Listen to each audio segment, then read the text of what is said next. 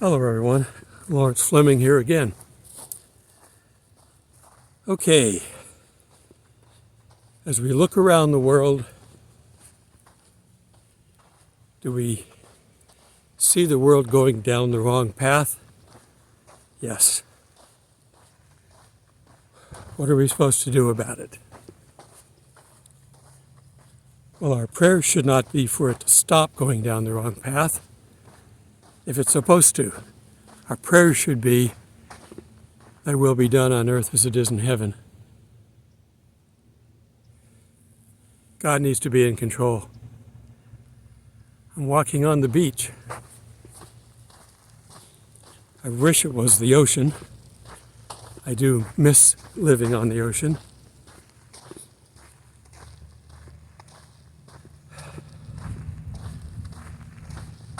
When I was in California, I always lived in a beach community.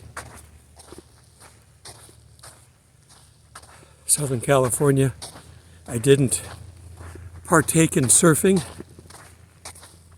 because when I lived out there, I couldn't see. I've had LASIK, so I don't have a problem anymore, but I tried it, be on a surfboard, and a wave would come up and knock me off the board. I wouldn't see it. I tried wearing glasses. That didn't help. As soon as I did something a little exotic, my glasses popped off. They were on straps, but I couldn't see again.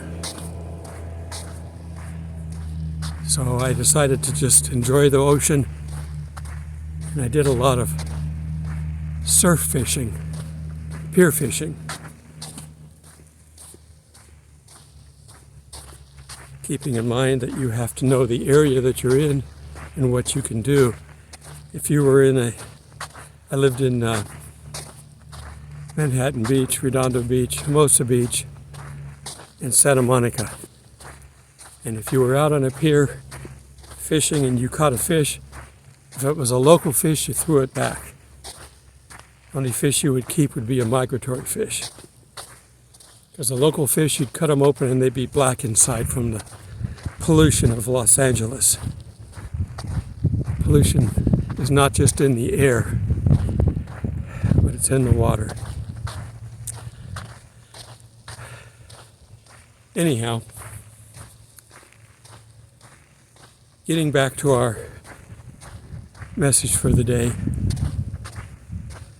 your only job, besides spreading the gospel, because we do have our Great Commission, but your only job is to love the world and the people the way Jesus loved them. Don't love the bad things, love the people.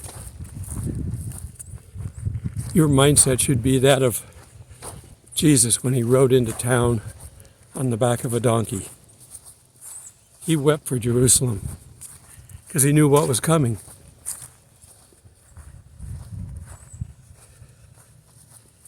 He said, if I could only just gather you under my wings like a mother hen and protect you. Because it wasn't very much longer that the temple was destroyed. He tried to warn them, but they wouldn't believe him.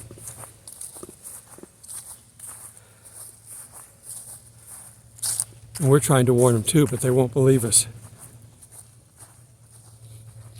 There's many in the world that can see what's going on and don't want to be a part of it. They're looking for a savior. Isn't that a coincidence? I'm off of the beach now. And there will be a savior come along. Little s, big A for Antichrist. And he will give them exactly what they want. He will bring peace, at least for a little while. It's false peace, but he'll bring it. He'll bring prosperity.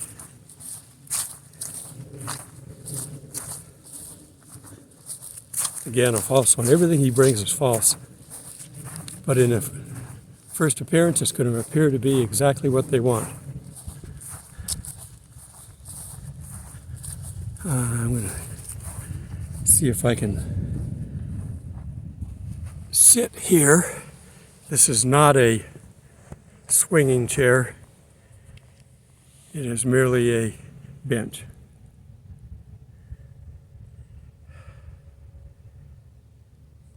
We need to be praying for the world that they will find the true Jesus, not the false one. We have to warn them.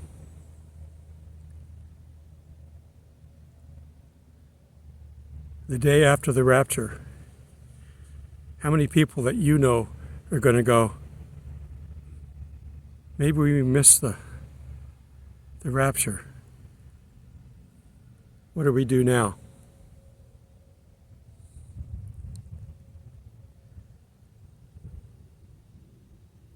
There will be plenty of people born again during the tribulation time frame. I think probably more so than any other time in history, because they will finally see that we were telling them the truth. Now, there are going to be those in the world that are just never going to buy into it. If Jesus were to show up again, they'd crucify him again. Those in power would have him arrested again. People in power now are just as corrupt as the ones back then. I hate these motorized leaf blowers. Well, so much for sitting here. I'm going to keep moving, get to the back.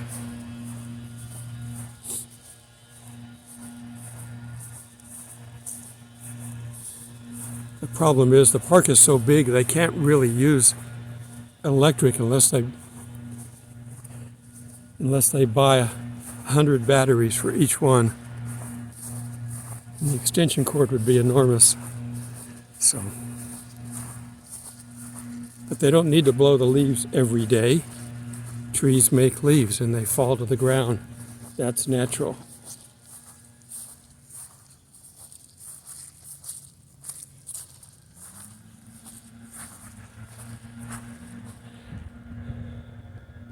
Right on the edge of the lake. This is where they come and fish a lot.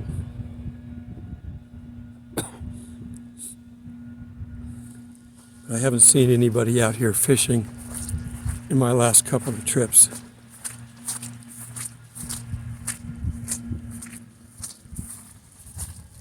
It's too cold for them to sit.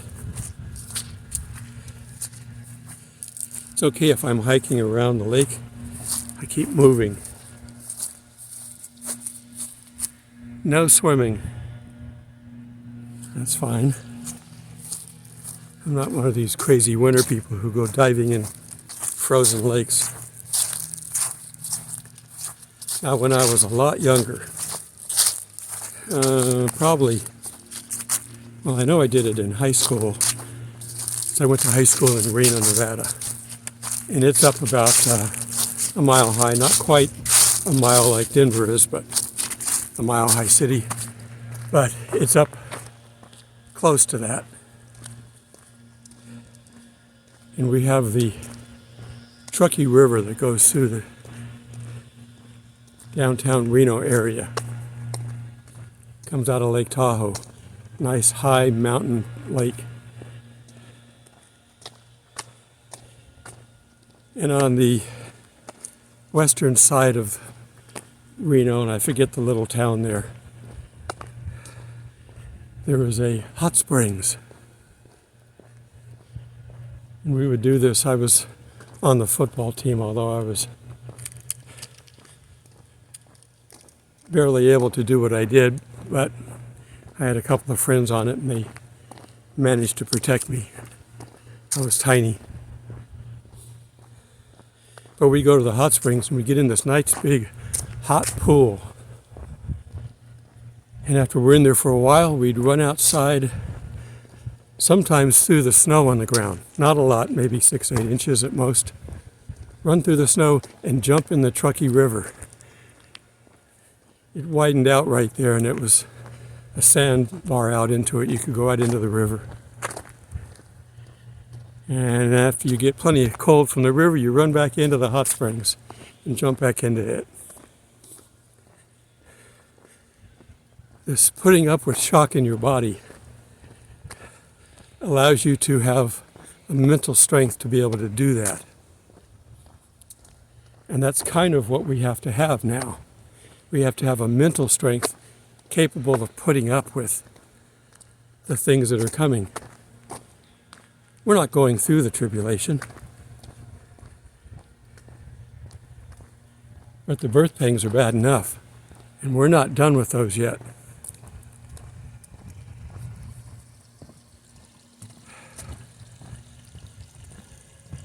I'm going in a reverse way from the way I did before. This is probably going to help out. I've got a video that's uploading and the cell signal's better over here.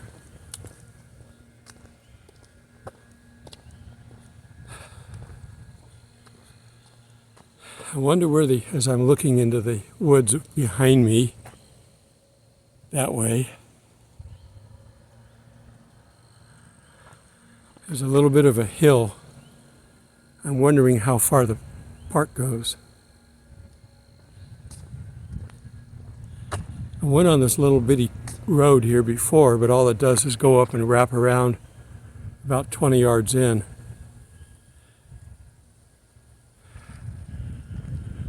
One of these days I may go off trail and go see where the edge is. It's kind of dangerous right now. I don't think there could be anybody shooting that close. But I don't want to put me closer to where they're shooting. We still have hunting season going on.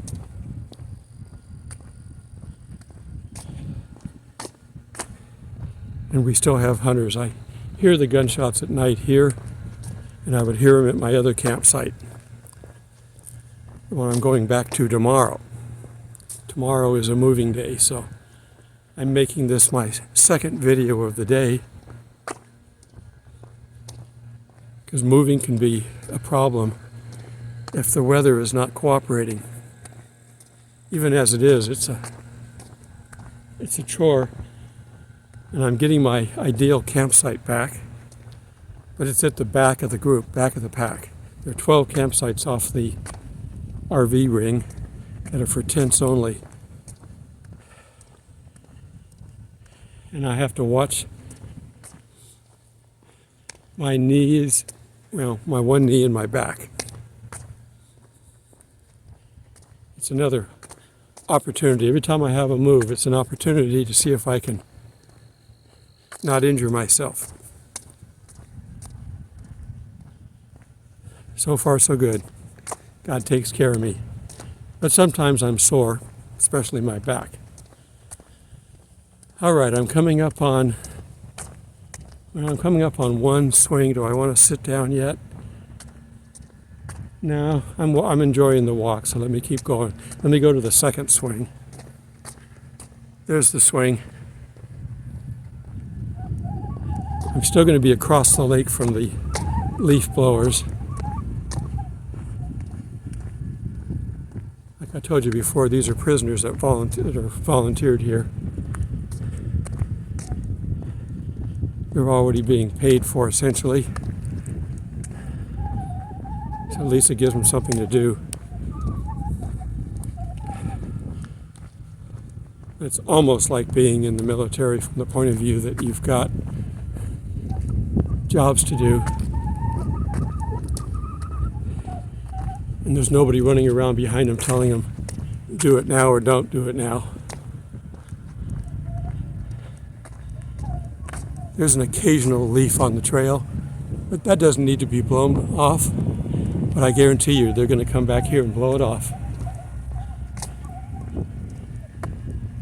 Because they're told to keep the leaves off the ground and make sure everything else is clean. They clean the restrooms too. There's always somebody looking out after these parks. So if you want to get away from the house and not have to deal with housework,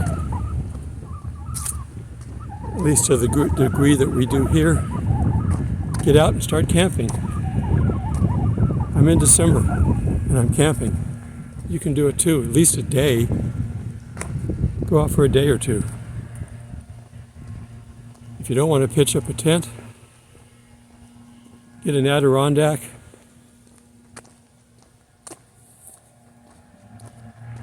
Or they actually have, in some places, they actually have homes that you can rent. Now, they're a little expensive for the day or two that you're there. But get a couple of families in a home or an Adirondack. They're cheaper than getting a motel room. If you ever travel someplace and get a motel room, you can get an Adirondack. I have a local driving back here coming towards me, so I'm going to have to get off the road here in a second. There's a house right next to me, and that's probably where they're headed, and I'm going to get over here out of the way. Okay, I'm out of the way, let them go by.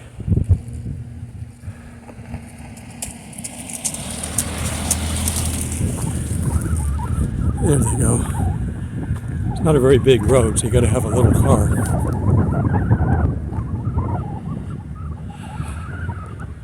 Okay, I can see my swing way at the other end of this side. I'm heading for that. By the time I get there, I may be out of time, so we'll have to watch the clock on this. Okay, so pray for the world daily. Pray that God will allow us Christians to reach out to them unabated as long as possible.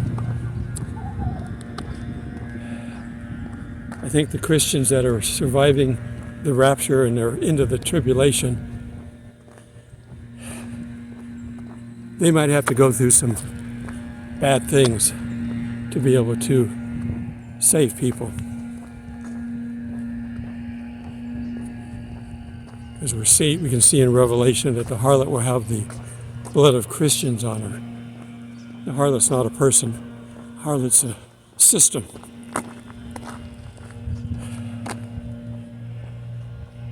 And there's the mystery, huh? It's not Mystery Babylon. There is a mystery. Babylon the Great is the harlot. Some people forget the comma and call him Mystery Babylon. That's the only thing that we have to deal with nowadays. Satan is doing his best to convolute the water, to put a fog over everybody so we can't see the scriptures right. That's why you have to do your bit. You can't just take somebody's word for it. If I tell you something, look it up. If I'm teaching, I'm going to give you a Bible verse. If I mention something like mystery, quote, comma, Babylon, quote, as being two separate words, look it up. You can find it. I gave you the book, but at least you can Google it. We have to our advantage today, at least for a little while, the greatest resource mankind has ever had. A database full of information that they couldn't have even planned on 50 years ago. And what they're getting ready to do, it's going to be so much bigger than that. In order to be able to track every human being on the earth through digital currency, they're going to need these monster supercomputers.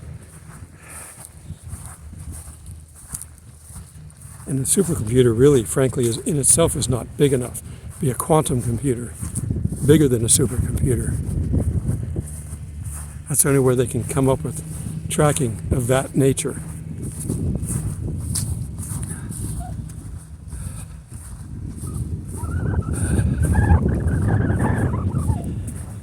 How you doing? Doing good. Walking seems to be the best way to keep warm. Yeah, it is.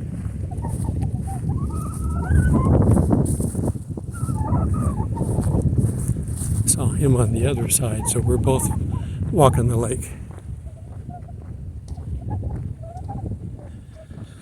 Okay.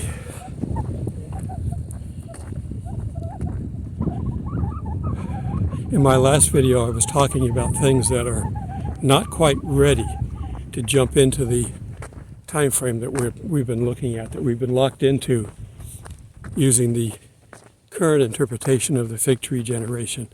It definitely applies, but as with everything about this time, when does it start? And some say, well, the fig tree is not Jerusalem. Well, it's been Jerusalem many times in the Bible, so I don't know why it wouldn't be. It's just not coming from the birth of Israel. But the other thing that I didn't mention, because I ran out of time, the red heifers. When they were donated, I can sit out of my seat for a little while, and the water's gone. All right.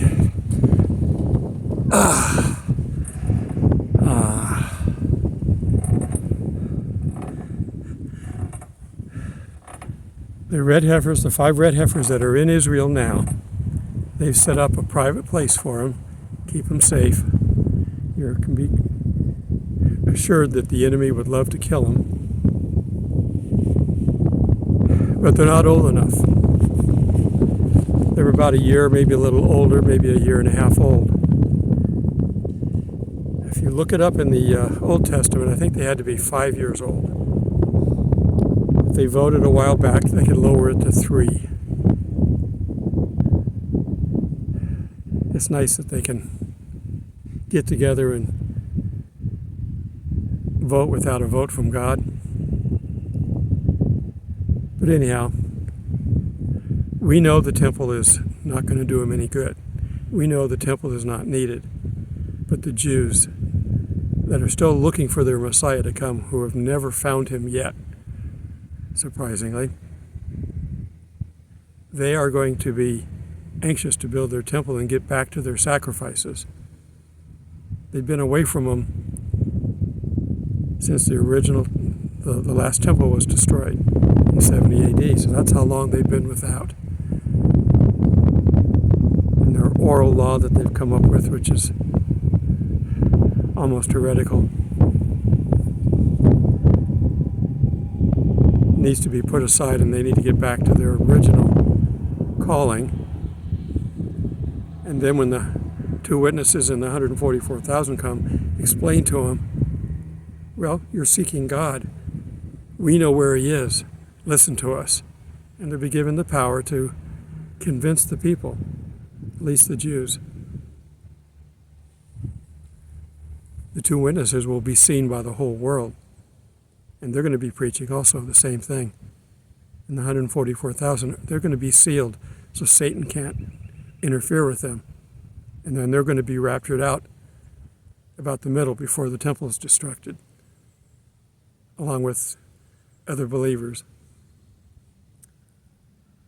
The future is good in the long run because I've gotten as far as Revelation 21 and 22. But it's those pesky chapters in between, 6 through 20. Till we get through those, we can't have the wedding feast at the end in the New Jerusalem. The wedding feast is not early on. It would be shameless to be celebrating a wedding feast after the first rapture, when one, we don't have all the believers, because there's all those that are going to be around after the tribulation time frame. And with all these horrendous things happening, we have no business celebrating. So the wedding feast is at the end. Read Revelation 21 and 22 if you want to be encouraged. And after they've recreated the new heaven and new earth, and we get a new Jerusalem, a beautiful city, then those that are inhabiting it invite people in for a feast. That's your wedding feast. Okay. All right. They were saying we might get some rain today. I've felt some raindrops occasionally. These clouds that are up above could do something, but they're not. So think I'm going to go back and start pre-loading my car. I lay my clothes out for tomorrow, and then I can put my suitcase away. Yes, I have a suitcase. I can put my hanging clothes away, leaving again. I need to change a shirt tomorrow. I have like 3 or 4 of these, 3 or 4 of my red ones. I've taken all my summer clothes and put them away, but I wear a t-shirt underneath. You always want to layer, just in case the sun comes out. But a little bit I had in my first video today is all I've seen the sun. It's up underneath this thin layer, but that thin layer is enough. It's a blanket. But you ever crawl into a cold bed? Doesn't matter how many blankets you got. That's when I had to stick some bricks, I had an electric blanket. Somewhere in my storage I have an electric blanket. I could go get one, but my sleeping bag is fine. But we still have the real cold part coming yet. We've only been down to 28, and there should be days that we get down in the below 10. I don't remember it getting below 0, but it might have, but not very long. It doesn't last that long, not down here. But there have been many days where it's colder in Georgia than in Virginia. Because what they do is they push all that cold air out because they don't want it, and then they get a nice warm day, and then we have to deal with it till we can shove it out into the Atlantic. All right. Continue to learn. Continue to let God talk to you. That smile should become permanent. No matter what you're doing, it should become permanent. Paul sang with his fellow prisoners praise songs in prison. And when an earthquake opened the doors, they kept right on singing. And they converted the jailer. I know some of you are suffering, and physical suffering is difficult. Some of you are homebound, and I'm sorry for that. But you can find a way to be a part of God's workforce. You deserve to have the joy of helping somebody. And if you look for it, you'll find it. Turn the focus off yourself. Never look inward. The minute you look inward, you can't see through God's eyes. And that's a distraction that Satan loves to put out here. We all deal with it, every one of us. I've had some issues this week that I've had to do my best to keep off of my mind. And by focusing on Jesus, they disappear for a while. It's not until I find myself like Peter, taking my eyes off of Jesus and looking at the water or looking at the problems in my life that I find myself sinking again. Keep your eyes on Jesus. All right. Let me go wrap this one up. Let me see if I can get some bee footage on the end of this. I haven't given you any for a couple films. Till we meet in the clouds. God bless. Well, we have a nice, calm lake. There's a little bit of a wind. That's why you can see those little ripples. But if you were in a boat, you would barely feel those.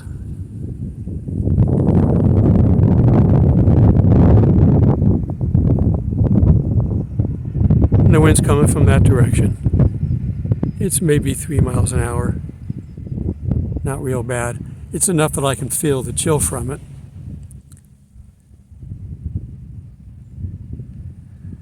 But we have clouds over us.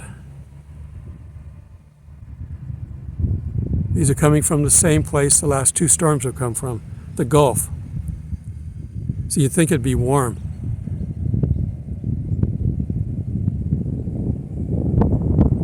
But we have all the cold up north creeping down here, and when it meets this, that's when we get the rain. Start walking back.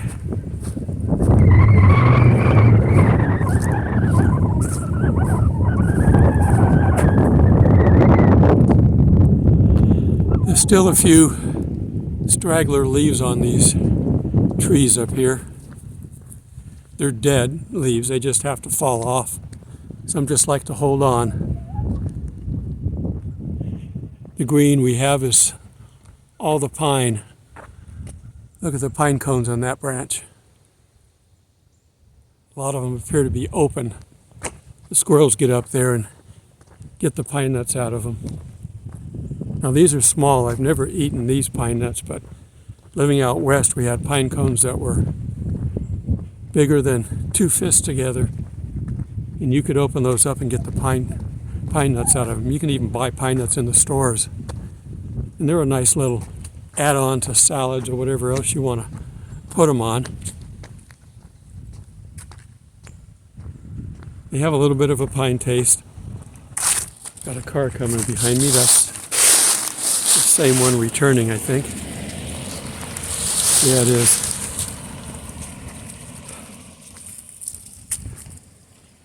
And here's our secondary lake. There's lots of fishing here. I don't know any of the seasons. I haven't fished in a long time, especially in Georgia. Again, no swimming. And I don't know if this water is used for city water. Sometimes a lot of these lakes and reservoirs are used for that. You'd have to Google it and find out. Okay, yeah, my campsite's up over there in the trees, so my next video should be from my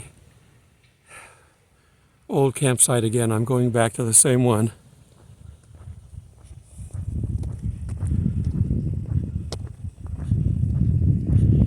But that may be my last stay there until if I move south, get out of this cold a little bit.